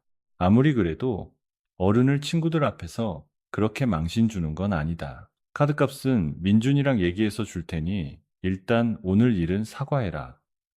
저는 그 문자를 보고 헛웃음이 나왔습니다. 아직도 그녀는 자신이 피해자라고 생각하고 있었습니다. 카드값은 줄 테니 오늘 일은 사과해라. 마치 제가 빚을 독촉하러 온 무례한 사람이고 그녀는 잠시 체면이 상한 어른일 뿐인 것처럼요. 저는 답장을 짧게 썼습니다. 사과는 제가 아니라 어머니가 하셔야 합니다. 변제 계획은 문자나 말이 아니라 서면으로 받겠습니다. 보내고 나니 손이 떨렸지만 마음은 흔들리지 않았습니다. 다음날 오전, 민주는 정말로 시어머니와 함께 제게 찾아왔습니다. 제가 호텔 로비 카페를 약속 장소로 정했습니다. 집도 시댁도 아닌 공개된 공간이 필요했습니다. 시어머니는 선글라스를 쓰고 들어왔습니다. 얼굴은 부어 있었고 눈가는 붉었습니다. 그녀는 자리에 앉자마자 한숨부터 쉬었습니다. 지원아, 어머니가 밤새 한숨도 못 잤다. 예전 같으면 그 말만으로도 저는 죄책감을 느꼈을 것입니다. 하지만 이번에는 조용히 물었습니다. 저는 몇 달 동안 카드값 때문에 잠을 못 잤어요. 그건 알고 계셨어요? 시어머니는 입을 다물었습니다. 민주는 제 옆에 앉지 않고 시어머니와 저 사이에 앉았습니다. 그러나 이번에는 중재자가 아니라 책임을 져야 하는 사람처럼 보였습니다. 그는 먼저 서류를 꺼냈습니다. 엄마가 사용한 금액 정리했고, 일부는 반품 가능한지 백화점에 문의했어. 반품 안 되는 건 엄마가 가진 적금 일부랑 명품 몇 개 처분해서 갚기로 했어. 저는 서류를 받아들었습니다. 숫자는 제가 정리한 것과 거의 일치했습니다. 하지만 저는 바로 만족하지 않았습니다. 이건 변제계획 초안이고 어머니가 직접 서명하셔야 해요. 그리고 민준 씨도 보증인처럼 같이 서명해. 앞으로 가족 명목으로 내 금융정보를 사용하지 않겠다는 확인서도 필요해. 시어머니는 기가 막힌 듯 저를 바라봤습니다. 며느리가 시어머니한테 확인서까지 받겠다는 거니? 저는 대답했습니다. 네, 어머니가 가족이라는 말로 제 경계를 넘으셨기 때문에 이제는 문서로 경계를 세우겠습니다. 시어머니는 얼굴을 붉혔습니다. 내가 범죄자라도 된 것 같구나. 저는 그녀를 똑바로 바라봤습니다. 어머니가 하신 일이 가볍지 않다는 뜻이에요. 제 명예카드였고, 제 허락 없이 계속 사용하셨고, 제 신용에 영향을 줄 수 있었어요. 저는 지금 가족이라서 조용히 정리하려는 겁니다. 그 말에 민준이 고개를 숙였습니다. 그는 낮게 말했습니다. 엄마, 지원이 말이 맞아요. 이건 그냥 기분 문제가 아니에요. 명예 문제고 신용 문제예요. 시어머니는 아들을 노려봤습니다. 너까지 네 아내 편이니? 민주는 이번에는 물러서지 않았습니다. 네, 이번에는 지원이 편에 서야 해요. 아니, 이건 편 문제가 아니라 옳고 그름의 문제예요. 그 말을 듣는 순간 저는 민준을 바라봤습니다. 너무 늦었지만 그는 처음으로 제 편에 서겠다는 말을 어머니 앞에서 했습니다. 시어머니는 한참 동안 아무 말도 하지 못했습니다. 결국 그녀는 떨리는 손으로 서류를 잡았습니다. 내가 이걸 쓰면 되는 거니? 저는 펜을 건넸습니다. 내용 읽고 쓰세요. 그냥 서명만 하지 마시고요. 어머니가 뭘 인정하는지 아셔야 합니다. 시어머니는 입술을 깨물고 한 줄 한 줄 읽기 시작했습니다. 그 모습은 VIP룸에서 명품 코트를 고르던 모습과 너무 달랐습니다. 그날 그녀는 처음으로 제 카드가 아니라 자신의 책임 앞에 앉아 있었습니다. 그 후 일주일 동안 반품과 정리가 이어졌습니다. 백화점에서 아직 사용하지 않은 일부 상품은 반품 처리되었고, 시어머니가 이미 사용한 물건들은 중고 명품 매장에 넘겨졌습니다. 그녀가 그렇게 자랑하던 가방 몇 개와 스카프, 코트가 다시 상자에 담겨 나갔습니다. 시어머니는 처음에는 이건 아까워서 못 판다고 버텼지만 민준이 단호하게 말했습니다. 그럼 엄마 돈으로 갚으세요. 지원이 카드값을 갚는 게 먼저예요. 저는 그 말을 듣고도 완전히 마음이 풀리지는 않았지만 적어도 그는 이번에는 현실을 피하지 않았습니다. 카드값 일부가 제 계좌로 입금되던 날, 저는 이상하게 기쁘지 않았습니다. 돈이 돌아온 것은 다행이었지만 그 돈이 돌아오기까지 제가 겪은 불안과 모욕은 쉽게 사라지지 않았습니다.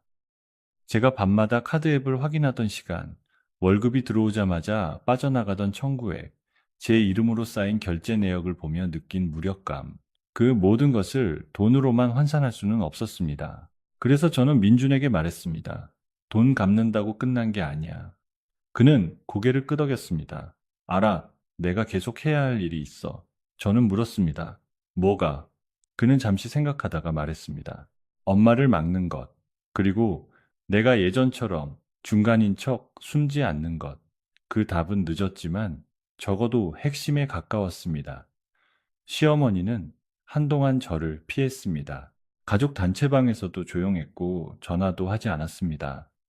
그런데 이상하게도 저는 그 침묵이 편했습니다. 예전에는 시어머니의 기분이 나빠지면 불안했습니다. 내가 너무 심했나? 민준이 곤란해지겠지. 집안 분위기가 안 좋아지겠지. 하지만 이번에는 그런 불안이 올라올 때마다 스스로에게 말했습니다. 내가 잘못해서 불편한 게 아니다. 경계를 세웠기 때문에 불편한 것이다. 경계는 처음 세울 때 늘 불편합니다. 특히 그 경계를 오래 넘나들던 사람에게는 더 불편할 것입니다. 시어머니에게 제 카드는 너무 오래 열려 있는 문이었습니다. 그녀는 그 문을 통해 물건을 사고, 체면을 사고, 친구들의 부러움을 샀습니다. 그런데 제가 그 문을 닫자 그녀는 그것을 모욕으로 받아들였습니다. 하지만 제게는 생존이었습니다. 저는 더 이상 제 이름으로 된 문을 누구에게나 열어둘 수 없었습니다. 그 문을 열고 닫을 권리는 제게 있어야 했습니다. 그 사실을 인정하는데 오래 걸렸지만 이제는 분명했습니다. 민준과의 관계도 다시 정리해야 했습니다. 돈 문제는 단순히 카드 한 장의 문제가 아니었습니다. 그것은 우리 결혼의 구조를 그대로 보여주었습니다. 시어머니가 요구하고 제가 참으며 민준이 중간에서 피하고 결국 제가 감당하는 구조. 저는 그 구조를 더 이상 반복할 수 없었습니다.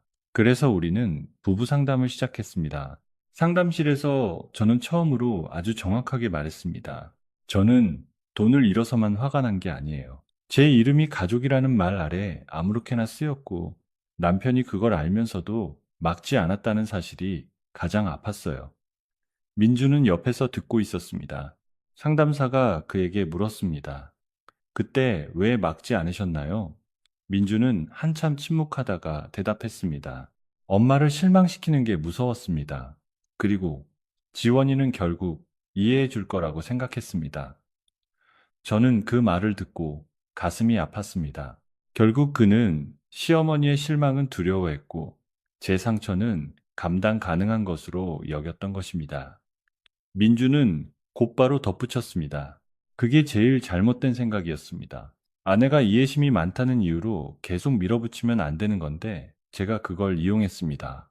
저는 그 말을 들으며 눈물이 났습니다. 사과보다 더 필요한 것은 이런 인정이었습니다. 무엇을 잘못했는지 정확히 보는 것. 그래야 다시 반복하지 않을 수 있으니까요.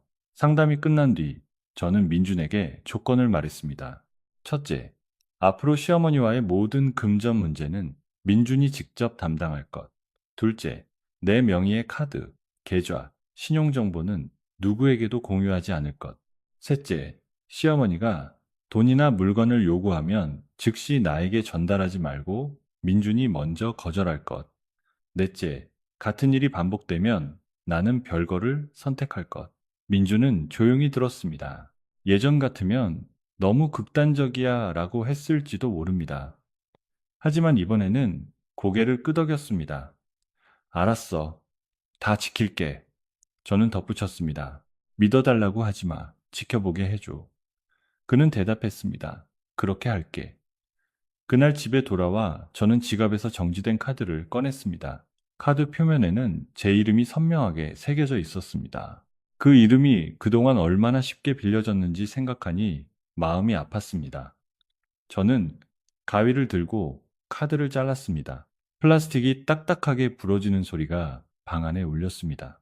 민주는 말없이 그 모습을 지켜봤습니다. 저는 잘린 카드를 쓰레기통에 넣으며 말했습니다. 이 카드는 내 이름으로 된 카드였어. 내 이름은 가족이라는 말로 함부로 빌려줄 수 있는 게 아니야.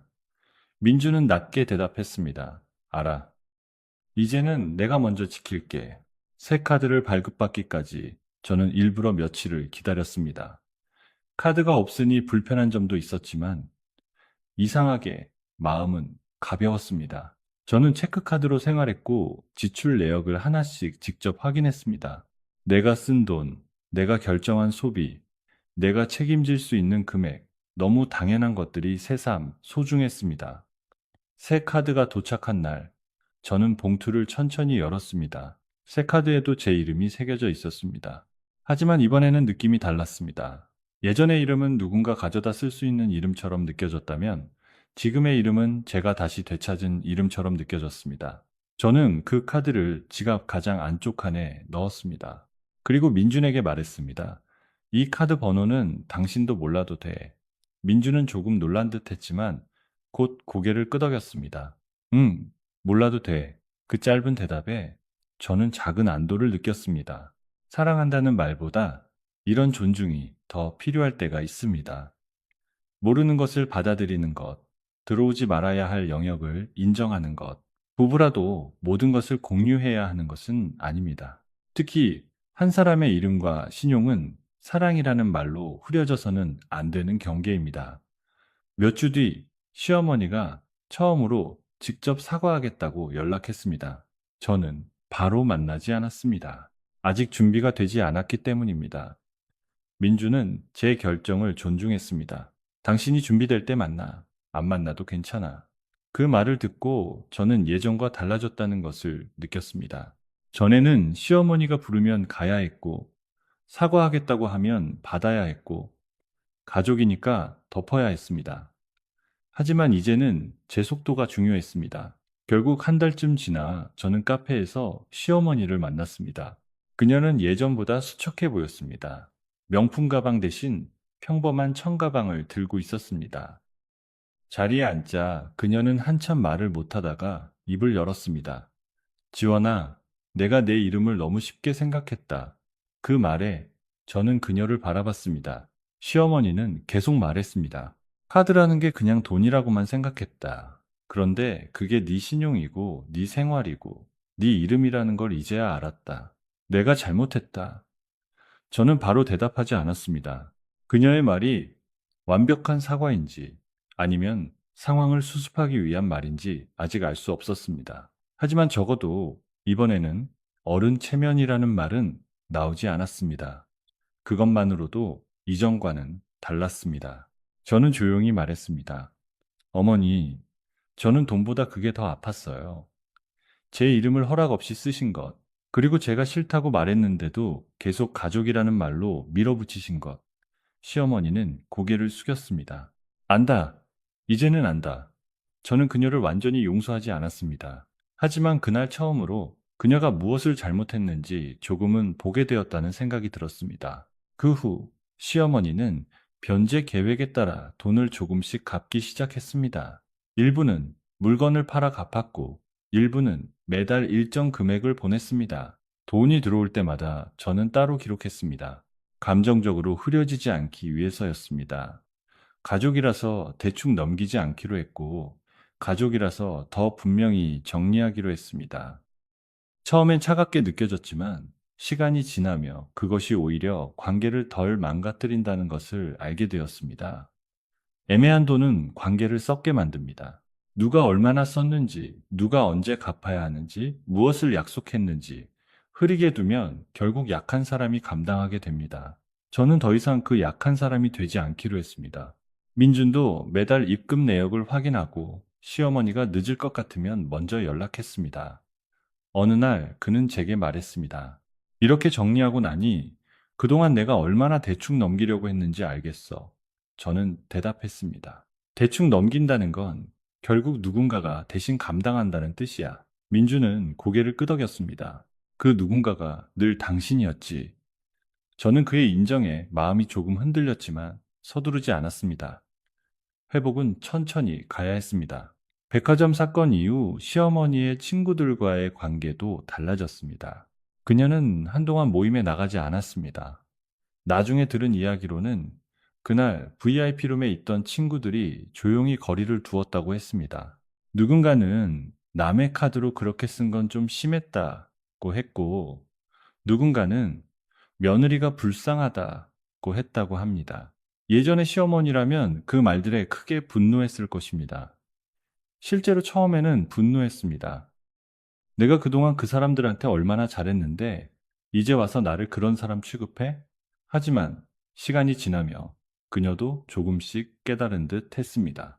그 친구들이 자신을 떠난 이유는 제가 망신을 줬기 때문이 아니라 그녀가 쌓아온 체면이 남의 돈 위에 있었기 때문이라는 것을요. 어느 날 시어머니는 민준에게 말했다고 합니다. 내가 왜 그렇게 보이고 싶어 했는지 모르겠다. 나이 들수록 초라해지는 게 무서웠나 봐. 그 말을 전해 들었을 때 저는 잠시 마음이 복잡해졌습니다. 그녀도 두려움이 있었겠죠. 늙어가는 두려움, 친구들 사이에서 뒤처지는 두려움, 초라해 보일까봐 불안한 마음. 하지만 저는 이제 알고 있습니다. 누군가의 두려움이 다른 사람의 삶을 갉아먹을 권리가 되지는 않습니다. 두려움은 이해할 수 있지만 책임은 피할 수 없습니다. 시간이 지나도 백화점 VIP룸의 장면은 쉽게 잊히지 않았습니다. 단말기 앞에서 창백해지던 시어머니, 떠나가던 친구들, 제 앞에서 처음으로 명세서를 들고 굳어있던 민준, 그리고 테이블 위에 쌓인 결제되지 못한 명품들. 그 장면은 제게 상처이면서 동시에 전환점이었습니다. 저는 그날 처음으로 남의 체면을 지키기 위해 제 삶을 줄이지 않겠다고 공개적으로 말했습니다. 누군가는 그 방식이 너무 세다고 할지도 모릅니다. 하지만 저는 압니다. 조용히 말했을 때 아무도 듣지 않는다면 때로는 모두가 볼 수 있는 자리에서 말해야 한다는 것을요. 물론 모든 문제가 그렇게 해결되는 것은 아닙니다. 하지만 제 경우에는 그 자리가 필요했습니다. 시어머니가 가장 당당해 보이려던 곳에서 제 이름이 어떻게 쓰이고 있었는지 드러내야 했습니다. 그래야 그녀도, 민준도, 저도 더 이상 모른 척 할 수 없었습니다. 그날 제가 멈춘 것은 결제 하나가 아니었습니다. 저는 오랫동안 이어진 구조를 멈췄습니다. 요구하고, 참게하고, 체면으로 포장하고, 결국 며느리가 감당하는 구조. 그 구조를 카드 정지 버튼 하나로 끊어낸 것입니다. 이제 제 지갑 안에는 새 카드가 들어 있습니다. 아무에게도 빌려주지 않는 카드입니다. 그 카드가 특별히 비싼 혜택을 주는 것도 아니고 화려한 디자인도 아닙니다. 하지만 제게는 아주 중요한 의미가 있습니다. 그것은 제 이름이 다시 제게 돌아왔다는 표시입니다. 저는 이제 결제 알림이 울려도 겁먹지 않습니다. 내가 산 것인지, 내가 결정한 것인지 알기 때문입니다. 돈을 쓴다는 것은 단순히 물건을 사는 일이 아닙니다. 자신의 시간을 어디에 쓰는지 결정하는 일입니다. 월급은 제 하루하루의 노동이 모인 것이고, 신용은 제가 지켜온 약속의 기록입니다. 그것을 누군가 가족이라는 이름으로 함부로 가져갈 수는 없습니다. 저는 이 당연한 사실을 너무 늦게 배웠습니다. 하지만 늦게 배웠다고 해서 앞으로도 빼앗기며 살 필요는 없습니다. 저는 이제 누군가 돈 문제에서 가족끼리 뭘 그렇게 따지냐고 말하면 조용히 대답합니다. 가족이라면 더 분명히 해야 합니다. 흐린 경계 위에 세운 가족은 결국 누군가를 무너뜨립니다. 분명한 경계가 있어야 오래 갈 수 있습니다. 민준과 저는 아직 완전히 회복된 것은 아닙니다. 신뢰는 천천히 돌아오고 있습니다. 그는 이제 시어머니의 부탁을 제게 그대로 전달하지 않습니다. 먼저 거절하거나 정말 필요한 일인지 확인합니다. 시어머니도 더 이상 제 돈 이야기를 꺼내지 않습니다. 가끔 가족 모임에서 그녀가 예전처럼 체면 이야기를 하려다가 멈추는 것을 봅니다. 그럴 때마다 저는 백화점 VIP 룸에서 그녀가 창백해지던 얼굴을 떠올립니다. 그것이 그녀에게도 분명한 기억으로 남아있을 것입니다. 저는 그 기억이 벌이 아니라 경계가 되길 바랍니다.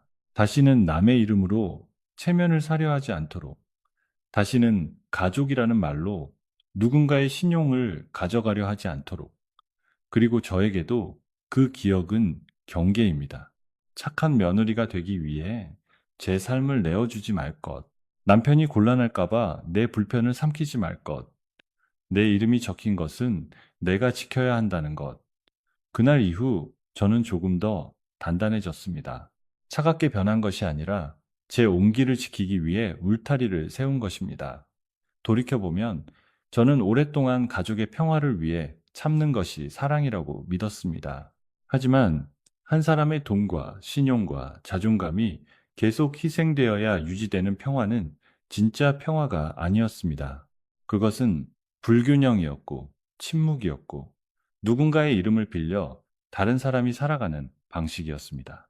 시어머니는 제 카드로 명품을 샀습니다. 하지만 사실 그녀가 산 것은 가방이나 코트만이 아니었습니다. 그녀는 제 이름으로 자신의 체면을 샀고, 제 신용으로 친구들의 부러움을 샀고, 제 침묵으로 어른의 권위를 샀습니다. 저는 그 모든 거래를 멈추기로 했습니다. 카드가 정지되던 순간, 시어머니는 창백해졌지만, 저는 처음으로 선명해졌습니다. 이 카드의 주인은 나라는 것. 이 이름의 주인도 나라는 것. 가족이라는 말은 누군가의 삶을 마음대로 결제할 수 있는 비밀번호가 아니라는 것. 저는 이제 그 사실을 잊지 않을 것입니다. 그리고 누군가 다시 제 이름을 빌려 자신의 체면을 세우려 한다면 저는 망설이지 않고 말할 것입니다. 그 결제는 승인하지 않습니다. 카드를 해지한 뒤에도 문제는 끝난 것이 아니었습니다. 오히려 진짜 정리는 그때부터 시작이었습니다. 결제는 멈췄지만 이미 지나간 결제 내역은 제 명의에 남아 있었고 시어머니가 쌓아 올린 체면의 비용은 아직 제 카드 청구서 위에 숫자로 남아 있었습니다. 저는 예전처럼 이번 한 번만 넘어가자는 말에 흔들리지 않기로 했습니다. 민주는 변제 계획서를 다시 정리해 왔습니다. 반품 처리된 금액, 중고 매장에 판 명품 금액, 시어머니가 매달 갚을 금액, 민준이 임시로 먼저 부담할 금액이 표로 적혀 있었습니다. 저는 그 종이를 한 줄씩 읽었습니다. 숫자 하나하나가 제 지난 몇 달의 불안처럼 보였습니다. 민주는 조심스럽게 말했습니다. 내가 먼저 일부 갚을게. 엄마가 다 갚기까지 기다리면 당신이 또 부담을 안게 되니까. 저는 그를 바라봤습니다. 당신이 갚는다고 해서 어머니 잘못이 사라지는 건 아니야. 민주는 고개를 끄덕였습니다. 알아. 이건 내가 엄마를 막지 않은 책임이기도 해. 그 말은 이전과 달랐습니다.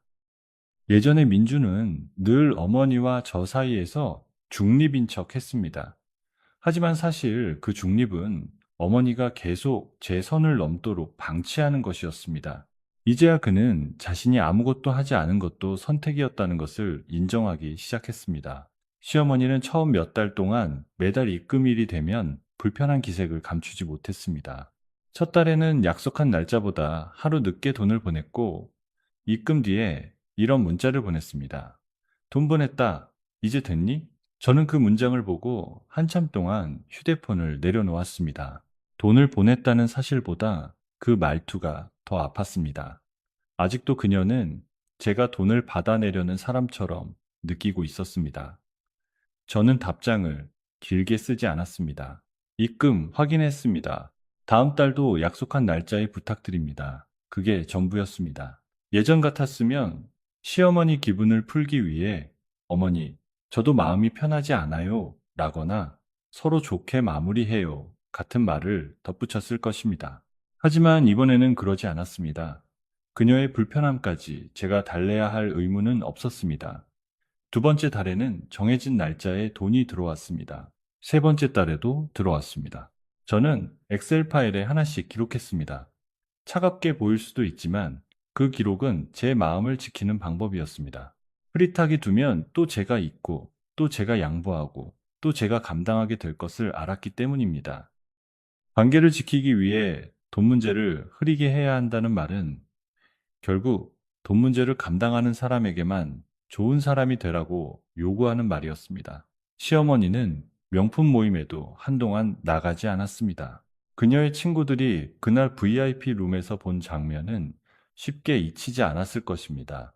한 사람은 민준에게 조심스럽게 전화를 걸어 네 어머니가 너무 무리하신 것 같더라고 했고 또 다른 사람은 시어머니에게 며느리 카드였으면 미리 말하고 썼어야지 라고 했다고 들었습니다. 시어머니는 처음엔 그 말들에 분노했습니다. 내가 그 사람들 앞에서 얼마나 잘해줬는데 이제 와서 나를 그런 사람 취급해? 하지만 시간이 지나자 분노는 조금씩 수치심으로 바뀌는 듯 했습니다. 어느 날 민준이 시어머니 집에 다녀와 말했습니다. 엄마가 가방 몇 개 정리하면서 울더라. 자기가 왜 그렇게 남들 눈을 의식했는지 모르겠다고. 저는 잠시 침묵했습니다. 시어머니가 초라해 보이는 것을 두려워했다는 사실은 이해할 수 있었습니다. 나이가 들고 친구들 사이에서 비교당하고 며느리가 잘해주는 사람처럼 보이고 싶었던 마음도 어쩌면 인간적인 불안일 수 있습니다. 하지만 그 불안이 제 카드값이 되어서는 안 됐습니다. 누군가의 두려움은 이해할 수 있어도 그 두려움이 다른 사람의 삶을 가져갈 권리가 되지는 않습니다. 저는 민준에게 말했습니다. 어머니가 왜 그랬는지 이해하는 것과 그 행동을 용서하는 건 달라. 민준은 조용히 대답했습니다. 알아.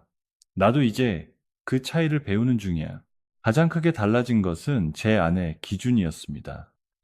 예전에 저는 돈 이야기를 꺼내는 것을 불편해했습니다. 특히 시댁 앞에서는 더 그랬습니다. 돈을 말하면 속 좁아 보일까봐, 계산적인 며느리로 보일까봐, 어른에게 예의 없다는 말을 들을까봐 겁났습니다. 하지만 이제는 압니다. 돈 이야기를 피한다고 돈 문제가 사라지지 않습니다. 오히려 말하지 않는 사이 누군가는 더 쉽게 가져가고 누군가는 더 깊게 잃습니다. 저는 제 지출을 다시 점검했습니다. 적금을 원래 금액으로 돌리고 카드값 때문에 미뤄뒀던 건강검진을 예약하고 몇 달 동안 아껴 쓰느라 사지 못했던 겨울 신발도 하나 샀습니다. 작은 소비였지만 이상하게 손이 떨렸습니다. 내가 번 돈을 나를 위해 쓰는 일이 이렇게 낯설었나 싶었습니다. 저는 신발 상자를 열며 생각했습니다. 그동안 시어머니의 코트와 가방은 쉽게 결제되었지만 정작 저는 제 신발 하나 사는데 죄책감을 느끼고 있었습니다. 그것이 얼마나 뒤틀린 상황이었는지 이제야 선명하게 보였습니다. 제 돈은 누군가의 허영을 채우기 전에 제 삶을 지키는데 쓰여야 했습니다. 민주는 그 뒤로 시어머니와의 금전 문제를 철저히 차단하려고 했습니다. 시어머니가 이번 달 생활비가 조금 빠듯하다고 말하면 예전처럼 저에게 전달하지 않고 직접 상황을 확인했습니다. 정말 필요한 병원비나 생활비라면 민준이 자신의 용돈에서 도왔고 명품이나 모임비처럼 체면을 위한 지출이라면 단호하게 거절했습니다. 한 번은 시어머니가 민준에게 지원이는 카드도 막아놓고 이제 네 돈까지 못 쓰게 하니? 라고 했습니다. 민주는 그 말을 제게 숨기지 않고 그대로 말했습니다. 그리고 이렇게 답했다고 했습니다. 엄마, 지원이가 막은 게 아니라 엄마가 선을 넘은 거예요. 이제 우리 부부 돈은 우리가 정해서 씁니다. 저는 그 말을 듣고도 바로 칭찬하지 않았습니다. 대신 물었습니다. 어머니가 화내셨지? 민주는 쓴웃음을 지었습니다. 많이 화내셨어. 그래도 이번엔 내가 피하지 않았어. 그 말이 중요했습니다. 그는 예전처럼 어머니의 분노를 제게 넘기지 않았습니다. 자신이 감당해야 할 불편함을 자신이 감당했습니다. 어쩌면 부부 사이에서 필요한 보호란 거창한 것이 아니라 상대에게 넘어가던 부담을 자기 자리에서 막아주는 일인지도 모릅니다. 몇 달 뒤 시어머니가 처음으로 우리 집에 찾아왔습니다. 갑작스러운 방문은 아니었습니다. 그녀는 민준을 통해 미리 시간을 물었고 저는 준비가 되었을 때 만나겠다고 했습니다. 약속한 날 시어머니는 예전처럼 화려한 쇼핑백을 들고 오지 않았습니다. 작은 과일 상자 하나와 봉투를 들고 왔습니다. 봉투 안에는 그달 변제금과 손편지가 들어 있었습니다. 그녀는 소파에 앉아 한참 동안 손만 만지작거리다가 입을 열었습니다. 지원아, 내가 예전에는 돈이 있으면 체면이 선다고 생각했다. 친구들 앞에서 좋은 가방 들고 좋은 옷 입고 백화점에서 대접받으면 내가 괜찮은 사람처럼 보이는 줄 알았다. 저는 조용히 들었습니다. 시어머니는 이어 말했습니다. 그런데 그게 내 이름으로 산 거였다는 걸 내가 너무 쉽게 생각했다. 카드라는 게 그냥 플라스틱 한 장이 아니라 네가 일해서 만든 신용이라는 걸 몰랐다. 아니, 알면서도 모른 척했던 것 같다. 저는 그 마지막 문장에 시선을 들었습니다. 알면서도 모른 척했다. 그것이 제가 듣고 싶었던 말에 가까웠습니다. 그녀는 완전히 몰랐던 것이 아니었습니다. 그저 자신에게 유리하니까 모른 척했습니다. 그 사실을 인정하는 것은 쉽지 않았을 것입니다. 저는 천천히 말했습니다. 어머니가 그걸 인정하시는 건 중요해요. 하지만 제가 바로 괜찮아지는 건 아니에요. 시어머니는 고개를 끄덕였습니다. 알고 있다. 오늘은 용서해달라는 말보다 내가 뭘 잘못했는지 말하러 왔다. 그날 저는 처음으로 시어머니의 사과를 끝까지 들었습니다. 그녀는 자신이 왜 그렇게 소비에 집착했는지도 조금 이야기했습니다. 젊을 때 가난한 시댁에서 무시당했고 남편 벌이가 적어 친척들 앞에서 늘 작아졌으며 나이가 들수록 친구들이 입는 옷과 들고 다니는 가방이 자신을 평가하는 기준처럼 느껴졌다고 했습니다. 나도 모르게 남들에게 무시당하지 않으려고 더 비싼 걸 찾았다고 말했습니다. 저는 그 이야기를 들으며 마음이 복잡했습니다. 그녀도 상처가 있는 사람이었습니다. 하지만 상처가 있다고 해서 다른 사람의 신용카드를 마음대로 쓸 권리가 생기는 것은 아닙니다. 저는 조용히 말했습니다. 어머니가 무시당하기 싫었던 마음은 이해할 수 있어요. 하지만 그 마음 때문에 저를 무시하시면 안 됐어요. 제 동의도, 제 생활도, 제 불안도 모두 무시하셨잖아요. 시어머니의 눈가가 붉어졌습니다. 그래, 내가 그랬다. 그 대답을 듣고 저는 조금 숨이 놓였습니다. 완전한 용서는 아니었습니다. 하지만 적어도 이제 우리는 같은 사실을 보고 있어. 예전에는 제가 아무리 말해도 그녀는 가족끼리라는 말 뒤에 숨었습니다. 이제는 그 말이 더 이상 숨을 곳이 아니라는 것을 아는 듯 했습니다. 민준과 저는 부부 상담을 계속했습니다. 상담을 통해 저는 제가 왜 그렇게 오랫동안 거절하지 못했는지도 들여다보게 되었습니다. 저는 갈등을 두려워했습니다.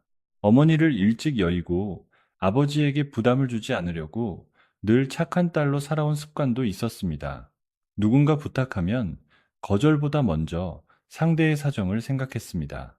결혼 후에는 좋은 며느리가 되고 싶다는 마음이 그 습관을 더 키웠습니다. 시어머니가 불쌍해 보이면 제 불편함을 접었고, 민준이 곤란해 보이면 제 분노를 삼켰습니다. 상담사는 제게 말했습니다. 거절은 사랑의 반대가 아닙니다. 건강한 관계를 유지하기 위한 경계입니다. 그 말이 오래 남았습니다. 저는 거절하면 관계가 깨질까봐 두려웠습니다. 그런데 사실 거절할 수 없는 관계가 이미 건강하지 않은 관계였습니다. 저는 조금씩 연습했습니다. 그건 어렵습니다. 그건 제가 결정할 문제입니다. 제 명의로 된 것은 제가 관리하겠습니다. 처음에는 입이 잘 떨어지지 않았지만 반복할수록 조금씩 자연스러워졌습니다. 제 목소리는 하루아침에 단단해진 것이 아닙니다.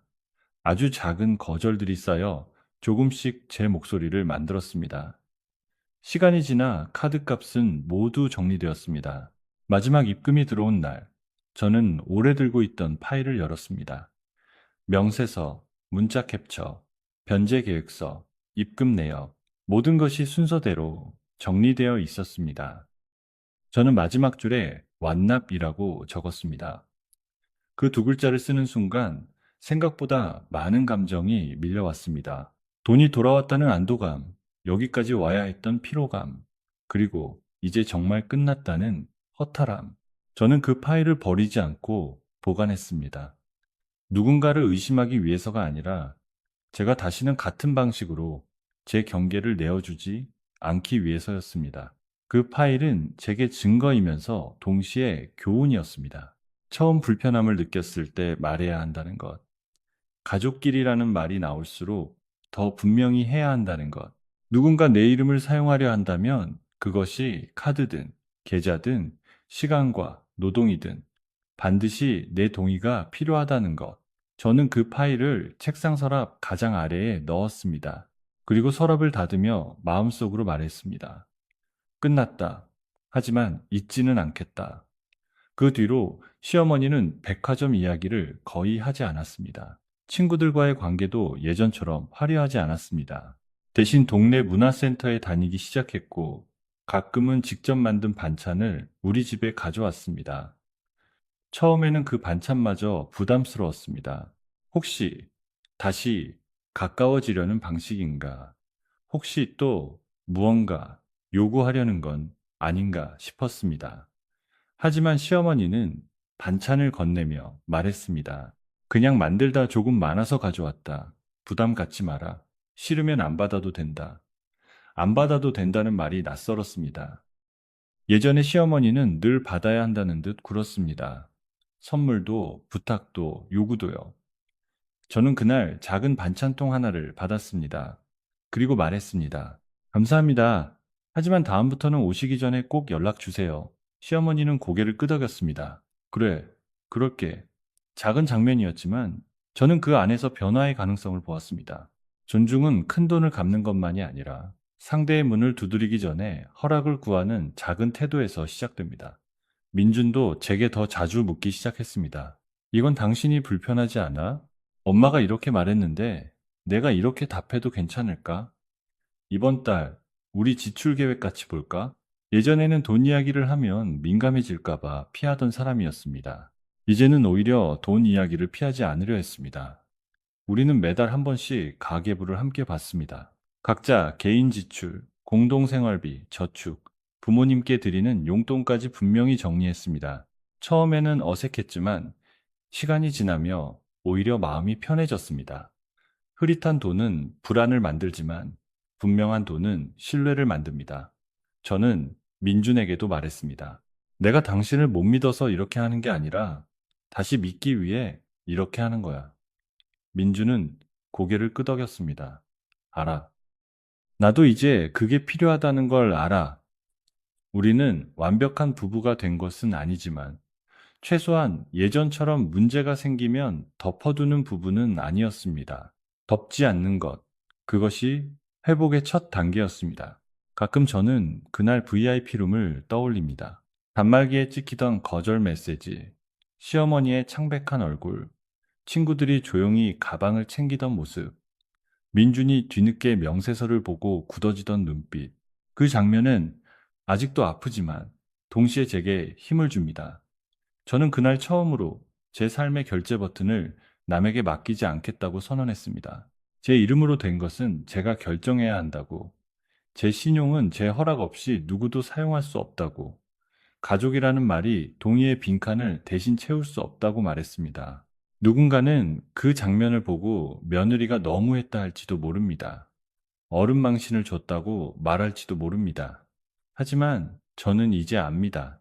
어른의 체면을 지키기 위해 젊은 여자의 신용이 무너져야 한다면 그 체면은 지킬 가치가 없습니다. 가족의 평화를 위해 한 사람의 이름이 계속 빌려져야 한다면 그 평화는 이미 깨져 있는 것입니다. 저는 깨진 것을 감추는 대신 드러내고 다시 정리하는 쪽을 선택했습니다. 지금 제 지갑 안에는 새 카드가 조용히 들어 있습니다. 그 카드는 더 이상 누구에게도 보여주기 위한 카드가 아닙니다. 시어머니의 친구들 앞에서 체면을 세워주는 카드도 아니고 가족이라는 이름으로 돌려 쓰는 카드도 아닙니다. 제가 일해서 벌고 제가 계획해서 쓰고 제가 책임지는 카드입니다. 결제 알림이 울리면 저는 더 이상 가슴이 철렁하지 않습니다. 그 알림은 제가 선택한 소비의 기록이기 때문입니다. 저는 가끔 그 작은 차이에 감사함을 느낍니다. 내 돈을 내가 쓴다는 것, 내 이름을 내가 관리한다는 것, 싫으면 싫다고 말할 수 있다는 것, 너무 당연한 것들이지만 한때 제게는 너무 어려운 일이었습니다. 그리고 어렵게 되찾은 당연함은 쉽게 놓치고 싶지 않습니다. 저는 이제 주변 사람들에게도 말합니다. 가족 간 돈 문제일수록 더 분명히 하라고요. 사랑과 신뢰는 흐릿한 계산 위에 세워지는 것이 아니라 서로의 경계를 존중할 때 오래 간다고요. 좋은 며느리, 좋은 아내, 좋은 가족이 되는 일은 자기 이름을 내어주는 일이 아닙니다. 오히려 자기 이름을 지킬 줄 알아야 건강한 관계도 지킬 수 있습니다. 돌이켜보면 제가 정지시킨 것은 카드 한 장이 아니었습니다. 저는 시어머니의 무리한 소비를 멈췄고, 민준의 회피를 멈췄고, 무엇보다 제 침묵을 멈췄습니다. 그동안 저는 가족이라는 말 앞에서 너무 쉽게 물러섰습니다. 내 카드지만 어머니가 쓰시니까, 내 돈이지만 집안 체면이라니까, 내 신용이지만 남편이 곤란해하니까, 그렇게 한 걸음씩 물러서다 보니 어느새 제 이름이 제 손에서 멀어져 있었습니다. 백화점 VIP룸에서 직원이 사용정지라고 말하던 순간 시어머니는 창백해졌지만 저는 처음으로 제자리로 돌아왔습니다. 이건 내 카드다. 이건 내 이름이다. 이건 내 삶이다. 그리고 누구도 내 허락 없이 그것을 결제할 수 없다. 저는 그날의 저를 부끄러워하지 않습니다. 오히려 늦었지만 멈춰준 저 자신에게 고맙습니다. 만약 그날 제가 또 참았다면 다음 결제는 더 커졌을 것이고 제 불안은 더 깊어졌을 것이고 제 이름은 더 오래 남의 체면을 위해 쓰였을 것입니다. 그래서 저는 이제 분명히 말할 수 있습니다. 가족이라는 이름으로 시작된 잘못된 거래는 사랑으로 덮는 것이 아니라 경계로 멈춰야 합니다. 마지막 입금이 완료된 날, 저는 새 카드를 지갑에서 꺼내 손바닥 위에 올려두었습니다. 플라스틱 한 장이지만 제게는 작은 선언문 같았습니다. 저는 민준에게 말했습니다. 이제 이 문제는 돈으로는 끝났어. 하지만 다시 이런 일이 생기면 그때는 관계도 같이 끝날 수 있어. 민준은 제 눈을 피하지 않았습니다. 알아. 다시는 그렇게 두지 않을게. 저는 대답했습니다. 두지 않는 게 아니라 만들지 않아야 해. 그는 고개를 끄덕였습니다. 응, 만들지 않을게. 그 대화가 우리를 완전히 회복시킨 것은 아닙니다. 하지만 적어도 우리는 이제 문제를 정확히 부를 수 있게 되었습니다. 그것은 효도도 아니었고, 체면도 아니었고, 가족 간 배려도 아니었습니다. 그것은 제 동의 없는 사용이었고, 제 경계를 넘은 일이었고, 제 이름을 빌린 소비였습니다. 이름을 정확히 붙이는 순간, 문제는 더 이상 흐릿하게 숨지 못합니다. 저는 그날 새 카드를 다시 지갑에 넣었습니다.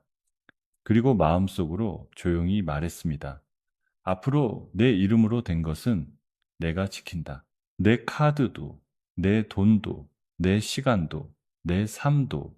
누군가 다시 가족이라는 말로 그것을 가져가려 한다면 저는 더 이상 망설이지 않을 것입니다. 저는 아주 차분하게, 하지만 분명하게 말할 것입니다. 그 결제는 승인하지 않습니다.